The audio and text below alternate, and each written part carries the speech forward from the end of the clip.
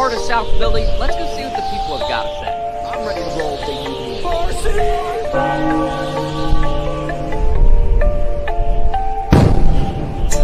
Now listen here, Dutch. The Mets and the Cowboys, they suck.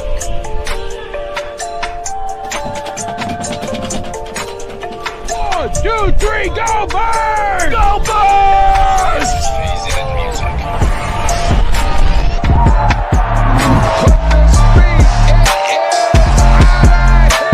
What we got? 302BIRDS, United States. Go Birds!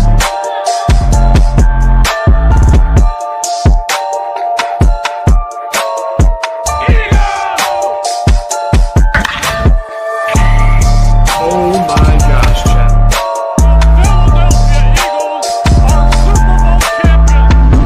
Your favorite Chicagoan. Go Phils. As always, God bless. Go Birds.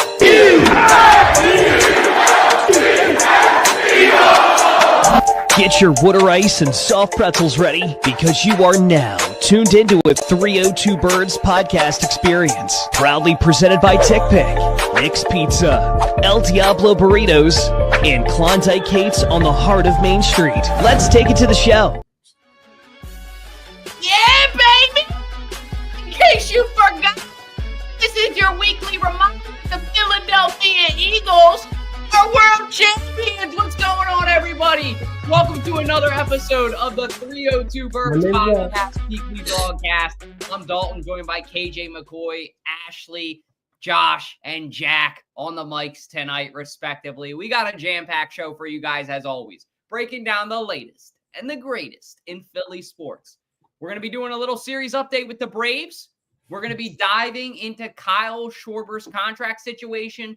Going to be talking about one of my favorite Philadelphia Phillies of all time, a lot of people's favorite Philadelphia Phillies of all time, Rhys Hoskins potentially making a return. Going to be talking about a Brewers series preview, the cap space conundrum that the NFL is having, whether or not A.J. Brown is actually that number one wideout in the NFL, and we're going to be talking about OTAs beginning.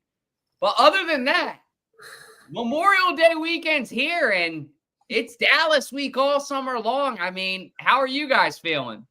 I'm feeling great. Can't wait for the football season to start. This is going to be an incredible season for the Eagles, and can't wait to see week one us destroy the goddamn Cowboys. That's well said. I'm nervous because was it 100 days yesterday or 100 days today? Yesterday. Yesterday. Yeah. Days 99. So I have like a hard stop date of like 99 days to finish my Eagles bar in my basement. So like I feel like we made good progress, but the budget is running out and so is my timeline, and I'm just a little nervous that we're gonna figure that out. I'm more worried that the extension cord I have kind of jerry rig is gonna start a house fire, but that we'll figure out later. Story for another day. Yeah, But yeah, I'm excited. I'll be ready to hang out at that bar, I'll say. But other than that, I know we've been waiting on the man, the myth, the legend to come back. He's graced us with some of our presents. He will be gracing you guys with his presents tomorrow. And after his presents tomorrow on the Phillies post game. So get ready for that. But let's go ahead and take it into the ballpark with ballpark time. Well, without ballpark time. Time for Phillies talk with Ballpark Tommy. Finger stitch. Huge thank you to Nick's Pizza, of course, for sponsoring that segment. As KJ knows, one of Ballpark Tommy's favorite things is saying Dinger's Dutch. Another one of his favorite things is getting Nick's Pizza for lunch. Now open at 11:30 on weekdays. So if you guys want to go grab a slice for lunch, you can go down, go eat local, support Delaware, go to Nick's Pizza. But going to be looking at a little bit of a series update. KJ, I'll let you take it first in the red hat. Yeah. So far, they take game 1 of 3 versus Atlanta. How are you feeling about it? Feeling pretty good. I mean, the only bad thing is obviously, the elephant in the room is the Bryce Harper injury that happened yesterday where freaking Strider, the ugly mustache. I have a way better mustache than Strider, just FYI. But also, I'm not a jackass like how Strider is. Strider just hit Harper right in the freaking elbow, and thank goodness he's okay. The test came back as negative, so he should be back in probably like a week. So that's a good thing. But yeah, I mean, it was a boring game in general yesterday. It was just a 2-0 win. But then today, obviously, with the weather, I mean, it's just been crap. It's been a crappy day in general, weather-wise, and they bailed. I mean, they pretty much were just like, "Yep, this is a rain-delayed game. We're just gonna delay this game, and this is gonna be postponed to tomorrow at 1." So I think they're doing a doubleheader tomorrow. I'm pretty sure. Literally didn't stop raining at all today. Like there was no breaks in the rain. Yeah, it's crazy. Mm-hmm. What?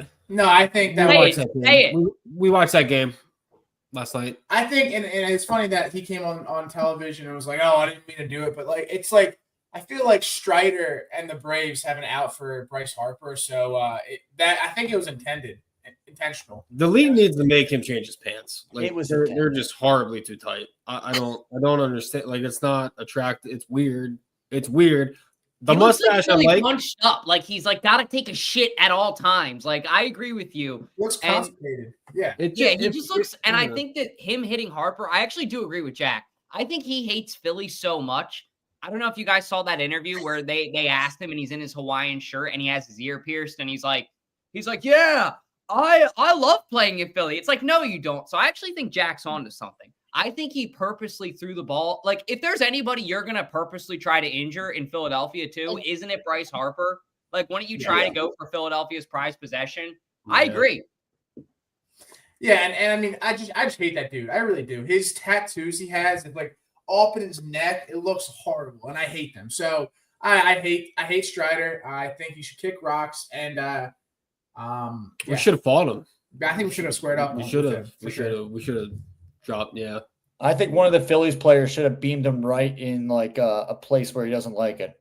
That's what he should have done. They should have got a line drive right to his area, and that's it. So then he's out for the rest of the game. But yeah, he didn't have a good night last night. So I mean, it seemed like he was feeling like he was upset that he hit Harper. But yeah, he was not upset. He did that shit on purpose. Definitely did.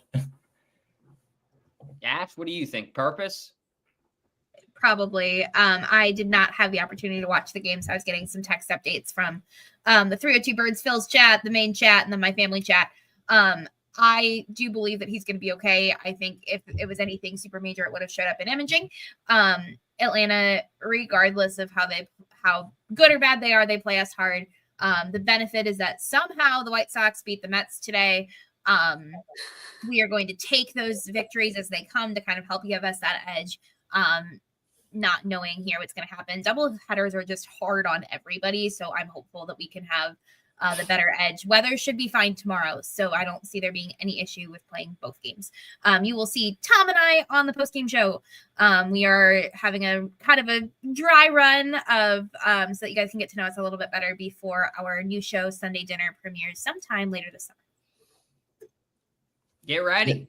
Hopefully it's a positive post game for you guys because you don't want to see Ballpark Tommy after a Phillies loss. I've done a couple with him after a loss, and I'm hoping for a win post game. Yeah. I just want Tommy to be happy. Yeah. It's not good for his knuckles. Me and Dalton know that. It is not good for his knuckles. He starts biting them like a freaking chipmunk or something. It's pretty insane. Can you do your impression of it just for That's finished. You're finished. It cracks me up when he bites his knuckles. Finished. He did the impression and Dom looks and he's like, I don't do that at the game. It was so funny because they're like brothers. But he definitely I will say one thing that the Phillies are gonna have to figure out is what are we gonna do with that man, Kyle Schwarber? What's up, Sam Nelson? Good to see you, man. But what do we do with his contract? It's because you can't pay everybody what they want to be paid. I will say this, though. Kyle Schwarber does not come across to me like a greedy guy. I'm wrong on that. Probably not wrong. You guys can let me know how you feel about that. But the Phillies are very much in a tough position where they're going to have to figure out, okay, how the hell do we extend this man? Because how can you not? I mean, the way that he's played the past 2 years, I don't even want to say he's Bryce Harper's right-hand man because I don't know if you guys agree or disagree. Shake your heads, not up and down. I want to just be backstage. I feel like it's fair to say that they're the yin and the yang. I don't think that you can necessarily say Bryce Harper's been better than Kyle Schwarber the past 2 years, because without Bryce Harper, I don't know that the team wouldn't have had that success, is what I'm trying to say. But I think if there's one guy you actually have to extend, it's Schwarber. All this dude does is hit nukes. He's consistent. He's reliable. When you need him to go up there and hit a home run, he does. And he's also disciplined too. Like, he's not going to be stupid when you need him not to be stupid. If he needs to get a run in, he can get a run in. So I just like having a veteran presence at the designated hitter. And this seems like a no-brainer to me for John Middleton to just open up his checkbook and say, hey, whatever you want, you got it. Because off the field too, I mean, he does so much. Yeah, I always think he's old, but he's not. He's like the same age as Bryce Harper. They're both 32. So, yeah, I extend. There's nothing better than a Schwarbomb. There's nothing better than bonfire in October. You're wearing your sweats. You got the fire on. You got Red October on TV. Schwarber walks up, big nuts, Schwarbomb. You're like, oh, it just got real. Great feeling.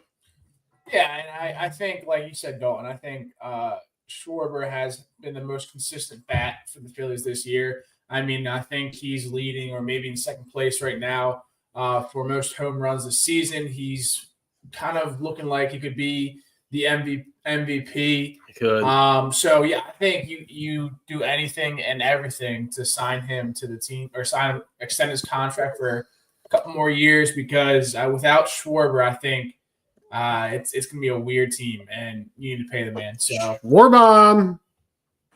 Yeah, Just want to say. I think it'll be a big mistake if we let Schwarber go.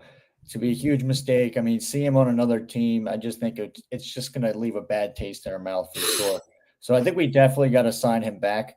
I don't know when, but I think the Phillies do know how important Kyle Schwarber is to this team. I think Dombrowski knows how important Kyle Schwarber is to this team. So I think they will make the move. I think they will definitely extend his contract.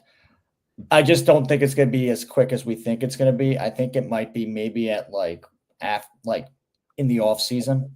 So I think they're probably going to do something where, like, you know, when like JT Realmuto, like a couple of years ago, we were like, oh, they got to sign him. They got to extend his contract. And then like you had Bryce Harper wearing a t-shirt saying re-sign JT.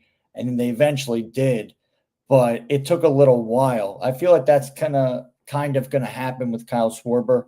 He's going to keep on having these amazing games, and people are going to keep on saying, hey, extend the man, give him the money, pay the man. But then they're really not going to do that. So, I mean, there's also a lot of rumors right now that the Phillies are really looking and going after some trades, acquisitions, and everything like that. A lot of the Orioles players are being named, and I mean, their names are being thrown around right now. So it seems like I feel like they're going to make some big move in the trade deadline. I think they're actually going to do it pretty soon. So, yeah, I think the Phillies, they will re-sign Schwarber. I just think it's going to be later than people think. So I don't think it's going to be really anytime soon. But yeah, you do have to sign this man. If they don't, I mean, it's a drop ball. It definitely is. Yeah, I was talking to some friends who are diehard Cubs fans, and they said that one of the biggest mistakes that the Cubs organization has made was letting this guy go. Obviously, he jumped around a little bit just for, 2 seasons before coming to us for a little bit of a, he's been here for 3 years now, since 2022. And he is one of those difference makers, both on and off the field. In the clubhouse, he's the type of guy that you want there. And to me,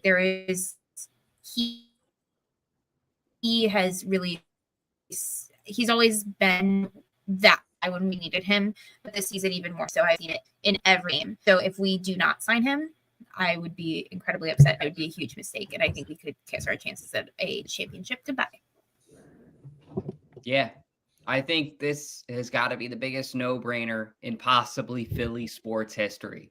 John Middleton, get out your checkbook. I don't care if you got to pay him an endless tasty cakings and Dippin' Dots, because whatever you got to do to get this guy to stick around. Please, please, please, as Jack said. Come on, Johnny boy. Come on, man. Let's make it happen. But last but not least, before we wrap up the Phillies segment, this one is kind of fun to talk about. So the Phillies, well, I guess not before we wrap up, but the Phillies are actually going to get ready to play the Brewers, which we'll talk about here in a second. But we all know who plays with the Brewers, and that's Rhys Hoskins. Bryce Harper has said in the past that if it makes the team better, he would be willing to move from the first base back to the outfield, despite being a Golden Glove winner, despite having all this talent, and despite really just thriving in the position. Whatever's best for the team, he is willing to do. So I will let you guys take it first. Would you be open to bringing back Rhys Hoskins to the Philadelphia Phillies? No. No, I don't want Rhys Hoskins back. I just don't. I'm fine with him moving on with the team. They're really we have a first baseman now, and Bryce Harper's kind of filled that void now. So it's like with Rhys, I felt like there were some times where, obviously, that home run he had where he did the the bat spat. I can't speak right now. Words, KJ. Come on, spike. Oh, Tommy was on the show. Yeah, the bat spike. That's what it was. I was trying to. They were stuck for a second. So, yeah, that was a great hit, obviously. But I feel like with Rhys, he kind of became a ghost his last season with the Phils, and he just kind of had this void to him. So it was just I was fine with the Phillies moving on from him. I really thought it was the right decision by them. It wasn't I was oh my gosh, this sucks. Rhys Hoskins is gone. He's been a guy who's been here for since 2016. I think maybe even before that. So he's been with the organization for a while. But yeah, you could see that. He's been loved by Phillies fans for years, and I think the reunion and even the idea of a reunion with Rhys Hoskins, gets Phillies fans excited. For me, I don't really find it that exciting. I don't really think we need Rhys Hoskins at this moment. I think if anything, you really look for the center field position right now. That's what I think you really try and go for. They've been talking about before recently. They've been saying the name Cedric Mullins. I would love to bring Cedric Mullins from Baltimore here. That would be awesome to get this guy, bring him to Philly. I think he would be really a good player to kind of come in this clubhouse. And obviously with the Baltimore Orioles right now, they're not having that great of a season, and he can come to Philly and win some games and be part of a winning organization. The Orioles are definitely, but they're kind of on the downfall right now. So. All right, KJ, everything you just said is incorrect, and here's why. Okay, Mr. Baseball. What you are not realizing is I own one Phillies jersey, and it is a Rhys Hoskins jersey. So we need to get him back on the team because I'm tired of people telling me that, he's not on the team anymore. Obviously, I'm not spending another $150 on jersey. Okay, no, they're $175 now, Skipper. Get ready.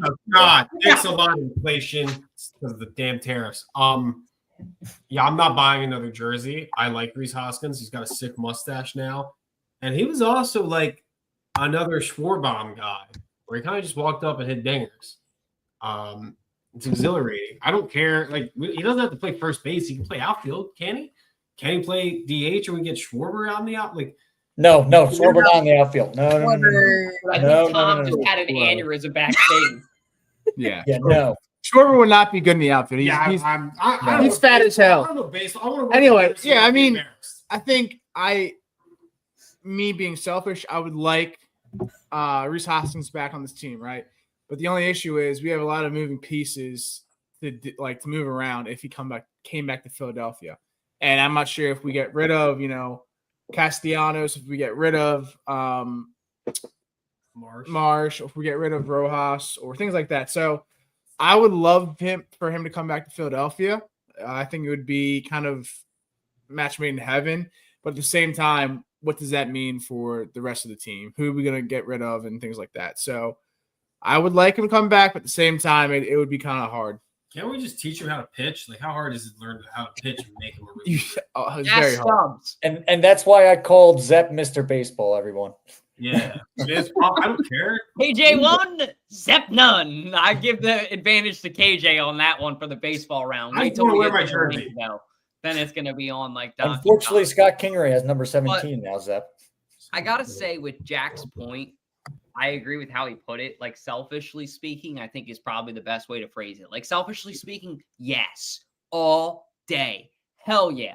That bat spike was one of the coolest. Like, was that not one of the coolest moments that we've all witnessed in our lifetimes of Philly sports? That was fucking sick. That's why Josh gets so invigorated by Rhys Hoskins. He's like, dude, he hits dingers. You saw that look in Josh's eye. I get it. That's how Rhys made me feel too. The question is also, like Jack said too, being a realist, what's it going to cost? I think, though, you could maybe argue that Rhys Hoskins could be the missing piece. Sometimes you have to go away or lose something for it to come back to you for you to really appreciate what it's worth. Both sides.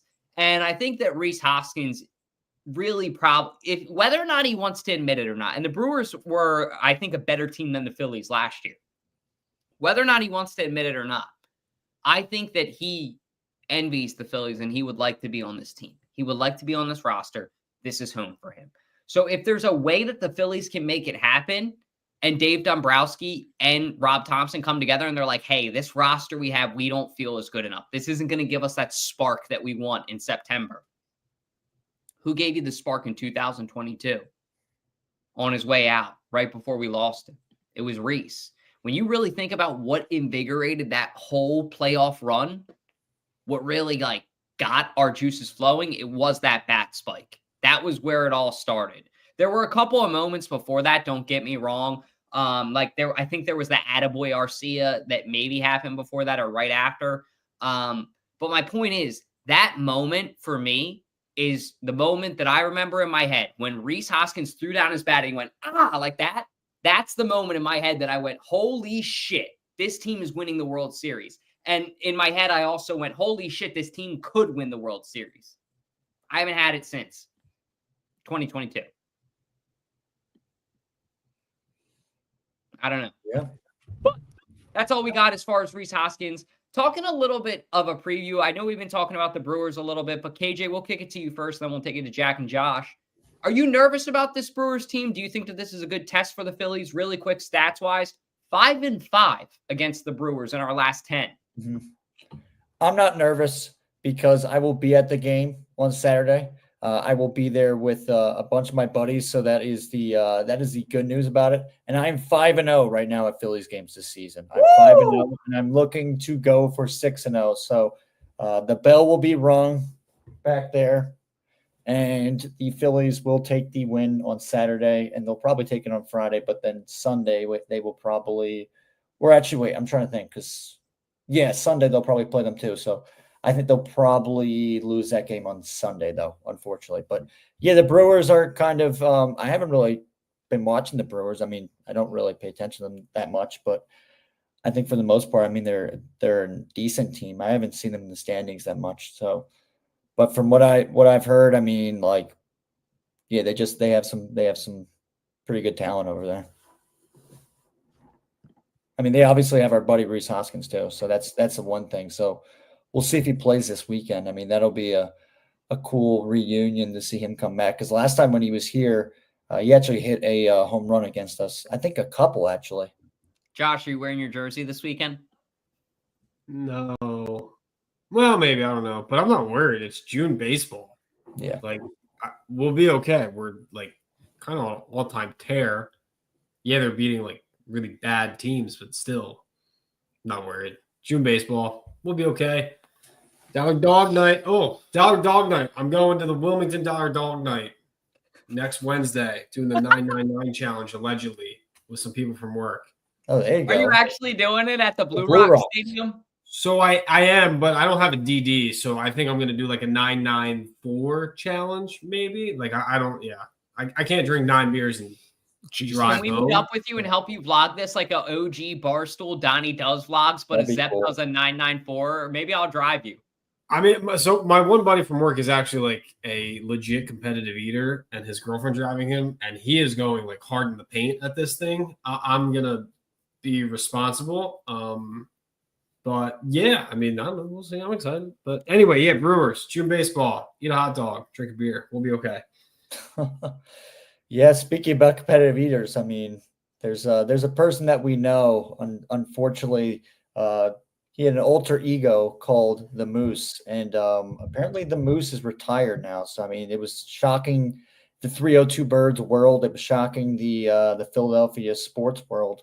So, I mean, our prayers go out to Moose. And no, I'm not talking about my dog. My dog is perfectly fine. I'm not saying my dog passed away. My dog's fine. But the Moose, our good friend, Chris Cunningham, has retired, and he has put up the cape of the Moose character.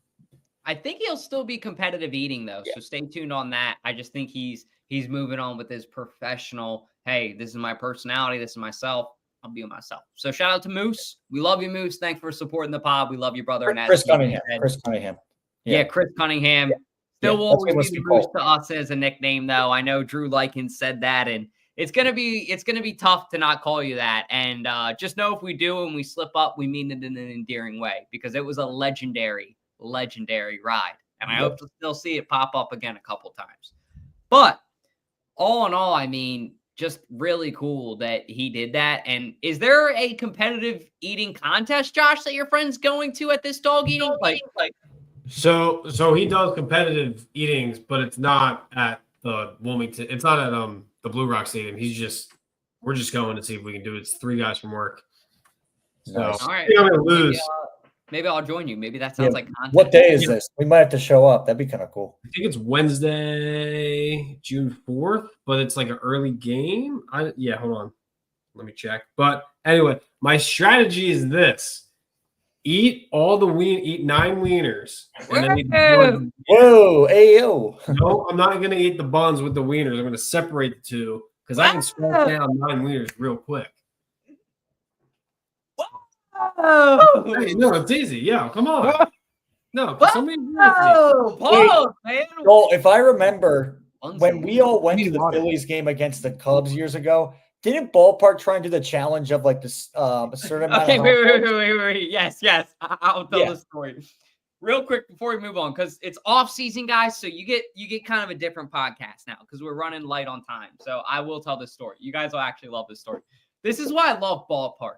I send him an idea and he does it. Like when we lived together in college, we would just send each other ideas and do it. Friends. So I saw the 999 challenge, like any, young kid out of college. It's like 9 dogs, 9 beers, 9 innings. Okay, cool.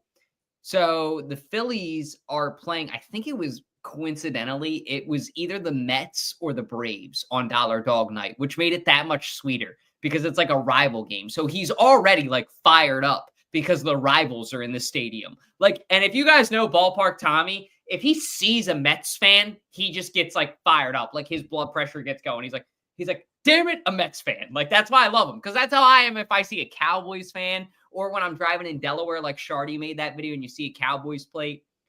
Point being, we go to the game and he's like slinging them, like putting back dogs left and right. Like it's nothing. And he's like, probably 4 dogs deep, and it's like the 4th or 5th inning. And I thought he was going to do it. I really did. I'm like, holy shit. This is like art. This is cinema watching it in front of me. He starts slugging the beers. The issue is he ate, I think he said the way that it went, he ended up tapping out. I believe it was 7 beers, 8 dogs, and 9 innings. So he did the 7, 8, 9 challenges, I would call it. But he said something with the beer is actually what got him. Like he still had, I think it was 1 or 2 hot dogs left. And he's like, I wish I would have ate the hot dogs and then drank that beer after. I probably would have been able to successfully complete it. But Take with a grain of salt, Josh. This was at the game we were at or no? Because I thought this was at the game we were at because I believe that was the game that Ash was there with Connor. My buddy Constantine was there. Was that the same game or no? It was Dollar Dog Night, the one where we made the T-shirts. Con and Gianna were definitely there that night. I don't know if Ashley and Connor were there, though. I don't think that they were. Because that game, the game that they were there. They were there for the Cubs game that one Cubs night. game. Cubs versus, Cubs I don't think it was the Cubs. So, okay. But anyways, back to the point. Yeah. It was a really I'm going to throw up. Okay. Josh is gonna figure out how to manage his cap space and his belly space for how he doesn't puke during the 999 challenge. But in all seriousness, in NFL news, there is a cap space conundrum going on in the NFL. Owners are meeting with Goodell and the higher ups the NFL, basically exploring what is the current cap situation like? Do they think it's fair? Do they want to change it? Because I believe when it goes in place, it's like in place for a decade. I might be wrong on that. It happens during the collective bargaining agreement. So they can change the cap space every year, but the rules of that happen with the collective bargaining agreement. So this wouldn't be changed. Like, it's not like the owners are going to vote on it and it's changed this summer or next summer. I think the next collective bargaining agreement's in 2027. So this wouldn't take into effect till then, and the players have to agree with this. This isn't like a rule where the owners can just say what it is because it has to do with the players' money. Yeah, anyway, go on, Dalton. No, you took the words out of my mouth. That was a great explanation of that. Thank you. I mean, what are your and Jack's thoughts on the cap? Like, would you guys change it? Do you guys think it's fair? Personally, I don't notice much about it. I mean, the Eagles are winning Super Bowls. Delco, if it ain't broke, don't fix it. That's my thought. So the way the cap and the collective bargaining agreement's written right now is that you can borrow money from next year's cap and the year after that's cap with no interest. So it's not like when you go to buy a car or go to buy a house. You're getting zero interest. So if your cap is $10 this year and $10 next year, if you borrow $5 from next year, you pay $15 this year, $5 next year, no interest, or vice versa when you switch it. What the Eagles are really good at is extending players early, paying them very little the first 3 years of their 5-year guarantee, switching it to signing bonuses, and then in the last few years, paying them a lot of money, yada, yada, or giving them signing bonuses, or cutting them, restructuring their deal. So basically what Howie does is borrow money from the future and then never really has to pay interest on that money. And a lot of owners don't do that. So this whole question is more, do we think that's fair? And is that in the spirit of the cap? Which, to be honest, it's kind of not. But, I mean, the players have to get educated on it because what they're going to realize is it's actually going to take away money from the players in the long run. So that's all. I mean, it's a quick summary. I got nothing else. You hit the nail on the head there, buddy. I really like the cap. I think it's really cool, and I think it lets finance nerds enjoy football because the NFL cap is pretty clear. All the other sports are kind of baseball's biggest one. Yeah, yeah, that's weird. I think the NFL cap is written very clearly. It doesn't mean it can't be moved or changed and not be as clear, but like the rules are pretty straightforward. I'll ask you this, Sep. Do you think that we could see a potential NFL lockout, though? I mean, I don't think you're going to see a lockout. I really don't. I think, this is basically the way I read this is the owners can vote on this and rephrase it. But if the players don't come to the table with the collective bargaining agreement and are in favor of it, it can't pass. Because what's going to happen is if this basically goes away, you're going to have you're going to have smaller signing bonuses, and the players are basically going to have to be paid. Like, they're basically going to get a salary instead of if you have a 5-year contract, instead of getting a 5th year 1, a 5th year 2, a 5th year 3, and then 2/5 on year 4, and then being able to get cut, the players are basically going to get the same money every single year. And their signing bonuses or their extension bonuses are going to be way less. So it can hurt the players. Right. And if I said anything there that's incorrect in the comments, just at me. I'm learning this. I didn't find out about this till this morning, and I read a nice article at lunch. I know about the cap space, but I didn't know that this was going to happen. Stop being a nerd. You're on mute, Dalton. Zeppy's nerding out right now, guys. Make fun of Zepp in the comments. But I want to show this real quick too, Josh. This will just show you guys that there is a correlation with the Eagles' cap space and winning Super Bowls. I found this really interesting because obviously everybody freaking knows the Chiefs and Patriots are going to be up here. The 49ers haven't won anything since 2010, which I think is hilarious because I feel like been in 4 Super Bowls? Maybe? Yeah, they've been They've been against in the three. Chiefs. They've Chiefs been against 3 or 4? because they played the Ravens in the Super Bowl when it was the Yeah, they did. You're when it right. was that they had that halftime where it was like, what was it, the blackout or something like that, where like they had at with Beyonce. Yep. So Yeah. there was that one. Then there And was then the they one where played they the lost Chiefs. to the Chiefs. Then there was the one where they lost to the Chiefs again. So that's 3. And then what's the last one? Ooh. That's it. That's it. pretty Yeah. much it. So Well, I guess they're it's 0 for 3. Yeah. They got went the to 3 Packers. NFC Championship games in a row. Yeah, That's what it is, I Joe. mean, who cares at the end of the day? Go to the Super Bowl and then we'll talk, buddy. Point is, look at the Eagles, though. That scrappy team. We've been in 4 since we've been in 3 since 2010. We've been in 4 since 2000, which is pretty impressive. And we've won 2. So that's a 50% success rate. I think that this team is just getting warmed up.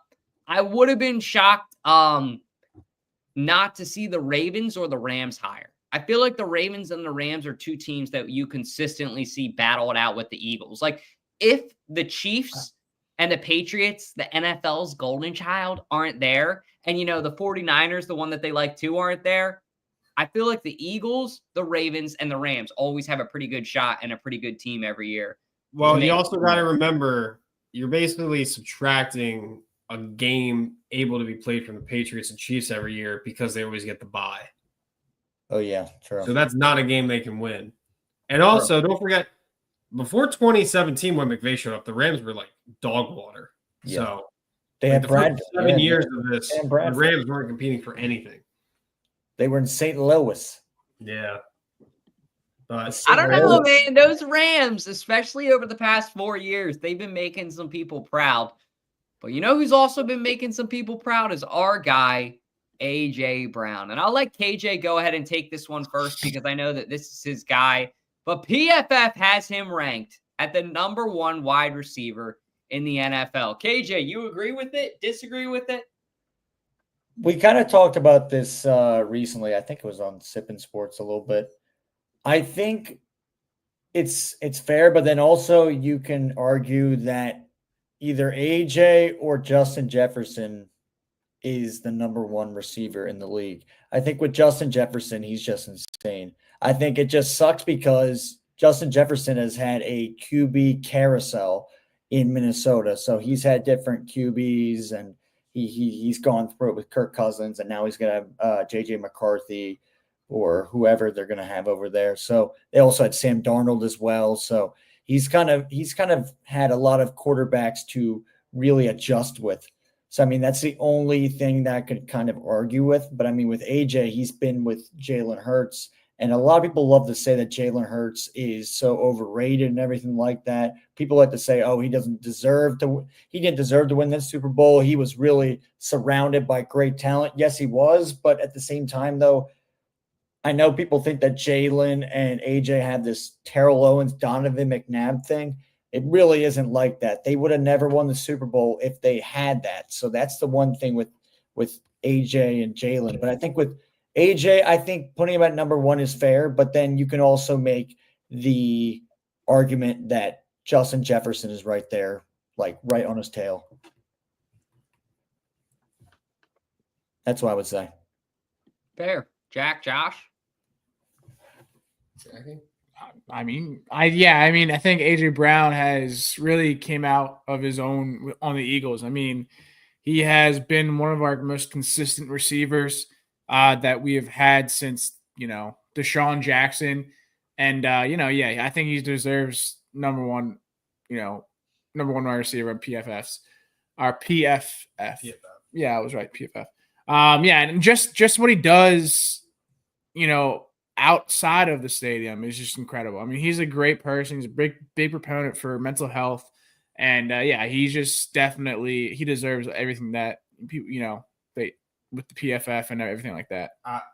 It's hard to find something that he doesn't do well. And also, like, if you look at this season, we lose the Falcons game, AJ Brown's hurt. We lose the Bucks game, AJ Brown, along with Devontae Smith and Lane Johnson are hurt. So, I mean, It's very hard to find something he does well, and it's almost impossible for him not to come up with a catch if he's on like one-on-one coverage. My personal three right now, in no order, will be Justin Jefferson, AJ Brown, and Jamar Chase. I like Jamar Chase's play style, where it's kind of like shorter guys in the slot who kind of get the run after catch, kind of like a running back once he gets the ball in his hands. But I think it's really hard to say between those three who's better, personally. And I really think Devontae Smith is right behind him. Like, I don't see a huge gap between AJ Brown and Devontae Smith. I think they both do everything very well. Yeah, definitely. Mm-hmm. I mean, I think also with Devontae Smith, if he was on another team, which he doesn't want to be, he's fine with being the number 2 receiver here. He's fine with that. He's kind of accepted that, I feel like. But I think if you saw him on another team where he was the wide receiver 1, I think Devontae would definitely be like in the top 3. But I think he's fine with being like top 4, maybe top 5 wide receiver. I mean, that's what he really is. And I mean, to have 2 of the top, I guess you can, if you really want to put it, I guess like 2 of the top 10 receivers in the league. And I think one of the best wide receiving duos in the league. I think it just shows that like this team is legit. And obviously, like, the people that disrespect the Eagles, it doesn't make any sense to me at all. It just doesn't. And they don't realize like how much talent is on this team. And to not even mention, we have like the best running back in the league as well. So, I mean, it's just KJ, we just won the Super Bowl. Who's disrespecting? No, I'm just saying, with the people that are saying that we're frauds, the people that are saying like, oh, we're fraudulent Super Bowl champions. I keep on seeing it, but it's just a bunch of hoopla and whatever. But that's They'll all always be there. Yeah, there's always people that'll say it. I mean, I I do think hear what DJ's saying. I think the cool thing for Devontae Smith though is he has the record for most playoff yards for the Eagles, which is true. That is, but crazy. I think that could. The thing with Devontae is it's the playoffs when you really see him at his best. Because obviously when the monster like A.J. Brown is in front of you, who's been dominating all throughout the regular season, you're going to have no other choice but to cover him. That's why I think we see the success of Devontae. And also Devontae's been in an Eagles uniform longer than A.J. I get that. Mm-hmm. But, I mean, it's just nice. It's nice, guys. It is really nice to see the Eagles finally getting their respect. I mean, I get Josh's point too, like where he's like, KJ, we just won the Super Bowl. Because a lot of people, like, if you would have told young Dalton, hey, there will be a point in your life when the Philadelphia Eagles will have the best wide receiver in the NFL, I would have thought you were crazy. Especially, like, going through that Jalen Reagor era, like Travis Fulgham, Jalen Reagor, like some of those guys, Jordan Matthews, no disrespect. Love him. Great, reliable wideout. Jason Avant. Like, the years when Pinkston and all those dudes, like the Eagles have always not really been a wide receiver team, at least with a physically dominating one. They'll have a deep threat here and there, Deshaun Jackson, Jeremy Maclin, stuff like that. But A.J. Brown was like the all-in-one package, like a true Julio Jones.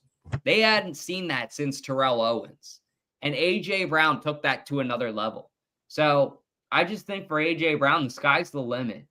It's going to be really tough, though, for him this year because 2022, I believe, and then 2023, he had back-to-back 1,400-yard seasons. This year, 2024, he had, I think it was only like 1,000. So I'm interested to see what does that go like? Does he uptrend and does he get back to where he was? And does he become one of the NFL's best? Or is he going to kind of, go back down just because there's a lot of talent on this team? With Saquon Barkley in this offense, that's probably why we saw some of the yards go down. But if that means we're in another Super Bowl, cool. He missed 4 games. True, that is true. So that's probably and then he sat out there at minimum, probably. Yeah. So, I mean, just to think though, if he played those games as well, I mean, like the amount of yards he would have had as well. I mean, that would just be insane. So, I mean, just to show that like he missed 4 games and he's still ranked number 1 is just shows how good he is. Best wide receiver on the Eagles since Hank Basquet, right, Jack? My boy Hank Basquet, baby. Oh my Hank god. Basket. Oh my god. I haven't heard that name in ages. What the hell? Basquet. You should Google him now. There's some interesting stuff on him that is not podcast appropriate, but just Google Hank Basquet and see what you find. Oh God. Yeah, we actually when we did the It what was probably it? has to do with the Kardashian. Yeah, It with does the not. event, we were talking about Hank Basket. He was one of the Name the Eagles pictures that we had. Remember I that? put him Bill? on there for Jack Jordan's sake. Yeah. I couldn't live it down. But OTAs start this week. So I guess we are officially under 100 days out from football. Has it been flying by? Did you expect it, Josh? Are you excited to see football again? Are you like, get this out of here? I want my summer. No. I love Nope. You can never watch football too early. I was getting hyped to like the 3-minute video the Eagles put out yesterday where nobody's wearing pads, like just walking around with helmets. I was like, we're back, baby. And the new like dual Super Bowl banner the Eagles hung in the practice facility is sick. Yeah, that is. It's sick. got the L- or LII on the left, and then the new one on the right. That looks incredible. No, I'm hyped. I will watch as much OTA highlight tape as you send me on Twitter. Yeah, I mean, this is kind of what we talked about towards the end of the season last year, that like these OTAs are kind of make it break it for Tyler Steen, for the guy we just picked up or traded for from the Jaguars, wherever he's at. So there's a lot of moving pieces that can happen in these OTAs and how the rookies match up against these at their position and things like that. So this is an exciting time of the year because we don't really know, obviously, who's going to be that starting, 22 come week 1. So it'd be nice. It's going to be exciting to see the battle between Sidney Brown and Makuba. So the OTAs, I think the OTAs are my favorite time of year, especially when we have nothing, we get nothing to judge. You know what I mean? We'll just see how these guys are and if they're really worth, playing starting position. I actually think one thing we found out like immediately today was that I guess it was hinted at, but like it was kind of confirmed today, was that when we're in the nickel, Cooper DeJean's going to play the nickel, and either Dory Jackson or Ringo is going to come in on the CB2. But when we play the base, they're going to go out, and Cooper DeJean's going to play outside. So pretty much Mitchell and Cooper are going to be on the field no matter what defensive scheme we're on, which that's cool. Because last year, Cooper DeJean would come off when we went to the base, and it was Mitchell and Slay, which was right. I mean, those were Slay had the expertise, but that's cool. It's cool to find out this early. Yeah, I think it's ideal. Like, I think Vic Fangio's like, okay, Coop's developed. You can trust him a little bit more with a role on the outside, but where he really thrives is in that nickel because he can kind of come in the run game. And like Coop's got a hit. We saw it with Derrick Henry last year when he put him on his ass. So I think that's ideal. I'm really excited to see what kind of clips come out of this OTA, but also some of the smaller moments. Like, I want to take a second to talk about this. I want Jalen Hurts to kind of unplug this offseason. I don't want him to get too relaxed. Don't get me wrong. No. I don't want you to take the foot off the gas pedal before anybody says that. That's not what I'm trying to say. I'm just trying to say I want to see them bond as a team more like this offseason. And sometimes I feel like they're always so hyper-focused on what's next, winning, and they're all like that, which is good. Saquon's like that. AJ's like that. Jalen's like that. Devontae's like that. They're all very mature in what they want. They want a Super Bowl, and they're not afraid to work for it. But they've achieved their goal, so I want to see them have a little bit of fun too, because there is a secret into being able to have fun when things go wrong. And whether or not the Eagles want to admit this or not right now, whether or not fans want to admit this right now or not, there are going to be hurdles next year throughout the season. There are going to be things that don't go right. There are going to be challenges that we have to fix. And how we respond to those challenges will determine or not whether we get another one of those next year. You see how they responded the year after they lost against the Chiefs in the Super Bowl. They fell flat on their face. They lost to the Buccaneers first round it was a colossal failure. And then what happened the next year? They're like, nobody. We ain't failing again. So I want to just see this team bond, I guess, a little bit because they've achieved that. And I feel like if they can show that they can get along, have some fun, laugh about stuff, that when the going gets tough next year, they're going to be able to laugh and not take it that seriously. And that's going to be the real secret to their success. Because if they wallow too much in it and focus too much on it, they're just going to drive themselves crazy, especially with this media. If they get to 2-2, you guys know how it's going to be. It's going to be, season's over. Is Jalen Hurts a legit QB? Like, no, you just had a bad game. You said it yourself a couple years ago. Take a shit, flush it down the toilet, and move on. That's what a champion does. I want to see him, I don't know, be more relaxed this offseason, but not too relaxed. I don't know if that makes sense. Yeah, I think you bring up a good point. Definitely do. I mean, could this team, I kind of feel like this team already is showing signs that they are not going to have what the 2017, 2018 Eagles had, and that was a Super Bowl hangover. I mean, we kind of heard it from some players who came into the locker room after the Eagles won the Super Bowl the next season, and they were like, oh, this team is still living off last season. I don't think this team really thinks like that. I think they're just so motivated on the next prize, obviously. I mean, the next season. They are just like already focused. It already seems like Jalen's already focused. There was a trainer, I think Jalen Hurts' trainer was talking about him a couple weeks ago. There was an interview that somebody was interviewing him. I think it was Rich Eisen or something like that. And he was saying how already Jalen's already like focused, not even thinking about what happened last season. He's already locked in. He kind of already has that like that Mamba mentality, like the Michael Jordan mentality as well, where he's just like, you know what? I'm not satisfied. You know what? I want more. I want to keep on working hard. The job's not finished. So I think with Jalen and this team in general, I think Saquon's like that as well. I think they know that they don't want to do what the 2017, 2018 team did, because last time, obviously, the Eagles had like a collapse a little bit the next season, and we didn't even make the playoffs that season, I'm pretty sure. So I think obviously there's a lot of hype. There's a lot of people watching us right now as the defending champions, and we have microscopes all over us right now. So, I mean, that's the one thing. I mean, I think this team's ready for it. I mean, these guys are totally mature enough to really take the heat, take the pressure in general. So I'm excited for this season, and I'm excited to see them go back to the NovaCare Complex, kind of get the pads back on, get the helmets back on, and just kind of get back in the swing of things. So, I mean, the job's not finished, and I'm excited for this next season. I think it's going to be a good one.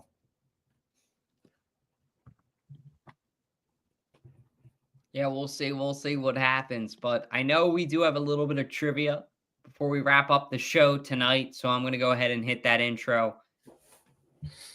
Time for everybody's favorite part of the show, 302 Trivia, with your host, Jack Dalton, the mayor of Delaware. Thank you to Tick Pick for that sponsorship. It is baseball season right now. If you're in and around Delaware and you want to go to a Phillies game, please order your tickets through Tick Pick. The leaderboard we have for you tonight is the fans with 3. We have Dalton with 3. We have Ashley with 5. We have KJ with 2. So let's see if Dalton can get back on the hot streak. I don't think so. But actually he might have to, because I don't think Ashley gave me her answer. Anyway, tonight's question we have for you is, what year did the Eagles first play in the Super Bowl?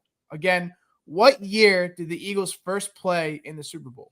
A, 1981, B, 1994, C, 2004, or D, 2017? Give me your answers in the comments and text me, KJ, Dalton. Already did. And Josh, text me as well. And we'll give you the answer here shortly. Time for everybody's favorite part of the show, 302 Trivia, with your host, Jack Dalton, the mayor of Delaware. Thank you, Tick Pick, for that sponsorship. Like I said, it is Philly season. Buy your tickets through Tick Pick. That was a quick response. That was a quick Easy one. Anyone else confused? That was a quick commercial, so appreciate you guys staying on. So again, the scoreboard we have for you is Fans 3, Dalton 3, Ashley 5, KJ 2, Josh 0, and Tommy 0. Oh, okay. The answers came that quick. So Okay, we'll go to the comments first. Conrad Vinkovich said A. Oh, let me actually. I lied to you. I lied. Rewind. All right. What year did the Eagles first play in the Super Bowl? A, 1981, B, 1994, C, 2004, or D, 2017. And we'll go to the comments for this first. Conrad Vinkovich said A, 1981. And that is the correct answer. Now let's go to the team here. KJ. Everybody said 1981. Dalton said 1981. And Josh said 1981. Who did we play? We played the Raiders. Yes. Yeah. We played the Raiders. We lost to the Raiders in New Orleans, actually. Yeah. I didn't know that was in New Orleans. That's kind of cool. It was in New Orleans. My uncle and aunt were there. So they were at that game, and so they saw that happen. Cool. I can I just say one little PSA announcement, Dalton? I Take don't it. want anybody to take this time for granted because we just made it out of the worst 3 months on the calendar. February, March, April, horrible. You get the Super Bowl, that's it. Now you get summer baseball, you get all the OTA and the reports from training camp for football. It's great. Then it leads into the fall. You get Red October. October is, if your baseball and football team are good, October is hands down the best month, I think, in the sports calendar. And basketball team too. Yeah, basketball hockey start. They don't really start till Christmas Day. But anyway, don't take this for granted because you're going to blink and it's going to be like December and football is almost going to be over and baseball is going to be done and it's going to be cold as hell outside. Just sometimes when you're in the good old days, you have to realize you're in the good old days. Yeah. And Jack will be shoveling snow. I can't speak today. Jeez. I hear you. Yeah. You got to realize when you're in the good times, and we're definitely in them. But that's all we got for you guys this week. I just want to make a couple quick announcements. So I'm going to kick it to Jack to get us out of here. If you guys haven't, please like, comment, subscribe. All those little things really help us out a ton. We're trying to grow this channel the best we can. Secondly, we will be starting to look for sponsors over the next 2 months.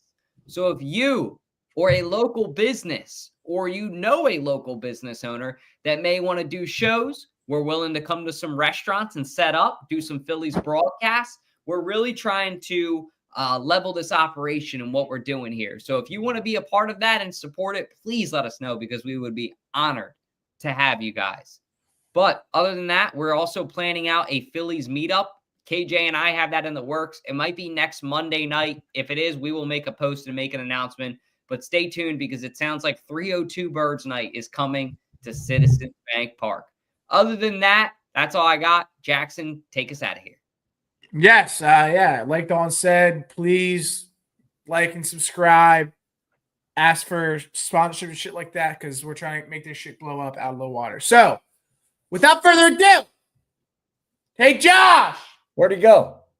He went to the bathroom. He's taking a shit. Get out of the bathroom. Hey, Josh! It's an outro, not an intro. That motherfucking outro.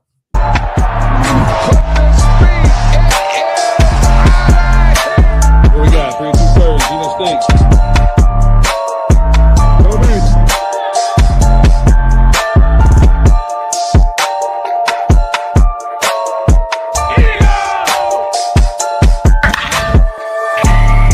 Oh my gosh, chat.